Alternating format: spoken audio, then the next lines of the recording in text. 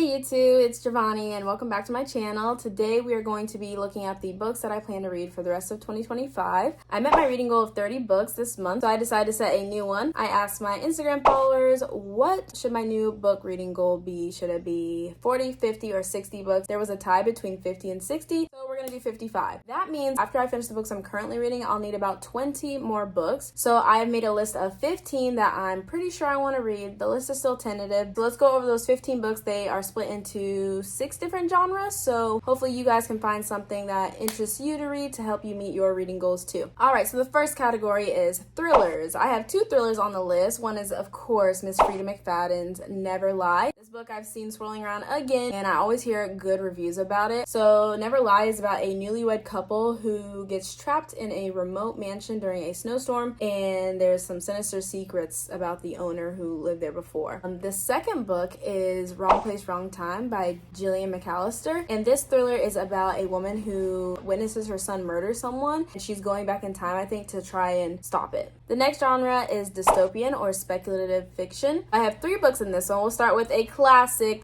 Psych, y'all, I completely forgot to go back and tell you guys about this book, but this book I found on Instagram, and it is a very disturbing book. It's basically about cannibalism. I put the blurb here if you want to know more about what it's about, but yeah, let's move on to the next dystopian book. An OG dystopian book, which is 1984 by George Orwell. 1984 is about a totalitarian regime that enforces surveillance, propaganda, and thought control as one man struggles against the party's grip. By the way, I just put these books into ChatGPT, so this is what ChatGPT is giving me, a 1-sentence review of them. That's what Chat says. Next book is The Long Walk by Stephen King, and this book actually just released a movie earlier this month, and this book is about a walking competition of 100 boys, and they have to walk continuously, nonstop, and if they do stop, there's going to be some fatal consequences. So I really want to read this book so I can go watch the movie, and it would be my first Stephen King book. The next category is litfic, literary fiction, and it's funny because when I first started reading, I did not like literary fiction. I was not trying to follow some character-driven books. I liked plot-driven books, but I've recently grown to appreciate them, so I'm really excited about these 3 books. The first one is The Correspondent by Virginia Evans. It's a new book, and I was able to get it on Kindle for like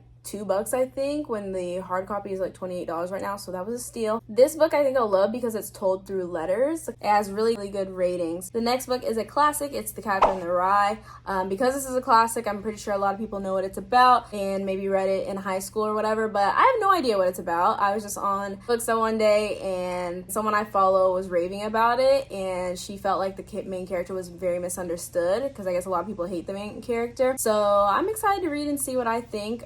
Just based off of what she said, I think I will not think he's annoying because he's dealing with grief. The last litfic book that I want to read are The Names. Again, this is one that's kind of along the lines of The Correspondent. It's grouped in that category of if you like this book, you're gonna like that book. And I forgot to mention, I found those 2 books after reading The Bright Years, which I rated 5 stars, and these were the books that were recommended if you enjoyed The Bright Years. So The Names is by Florence Knapp, and I think this book just talks about how your name can shape your life and like all the implications of it. I did not really look into it, but again, just because people said if you liked Bright Years, you like this, that's why I put it on the list. The next category is historical fiction. I've been eating up the historical fiction ever since July. I have 2 on here. First one is by Kristin. I've read one of her books and I'm reading one now, so I'm gonna go ahead and add another one. It is The Great Alone, and this book is about a family who lives in remote Alaska in the 70s, I believe. From all of her books, I think this one is the most heartbreaking. That's what people say. I love a heartbreaking story. I love a book that's gonna make me cry and feel all the things, so I'm really excited to read that one. The next one is a popular book that's just been released. It is Broken Country. I saw a blurb of it on Instagram, but it sounded very interesting. I'll put the blurb here. The next genre are Christian books. I have 2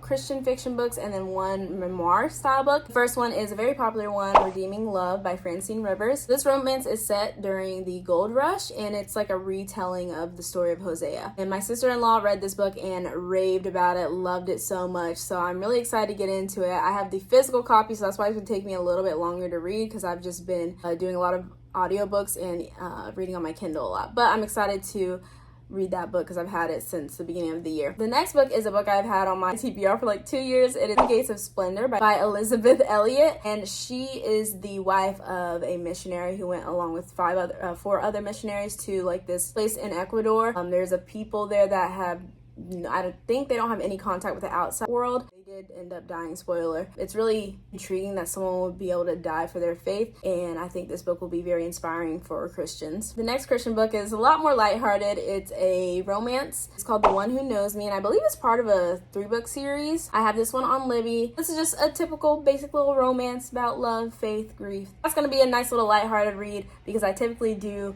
those heart-wrenching, just emotional roller coaster books, so this one hopefully will break that up if I need it. The last genre is poetry, and I have 2 books. One is by my favorite author, Matthew McConaughey. So he came out with an autobiography last year. I love that, and he released this little short book called Poems and Prayers. It's exactly what it sounds like, poems and prayers to inspire your faith, and I guess just about his life journey. It's only 2 hours. I'm going to listen to the audiobook. I already got it on hold on Libby, so I'm super excited to read that. And the last book is Things Merely Grow in Nature. I think I've talked about this before on my channel. It's about a mom who both of her sons committed suicide a few years apart. So this is just like a memoir style of just explaining the grief and like what she's going through. And I just think that's such a tragic event, and I would love to see how she's handling it, what her thoughts were, and everything like that. Those are the 15 books that I'm most likely going to read by the end of the year. Like I said, I need to read 20, so if you guys have any recommendations, preferably quick reads, drop them in the comments below. And also, if you've read any of the books I mentioned, let me know what you thought about it, what you rated it,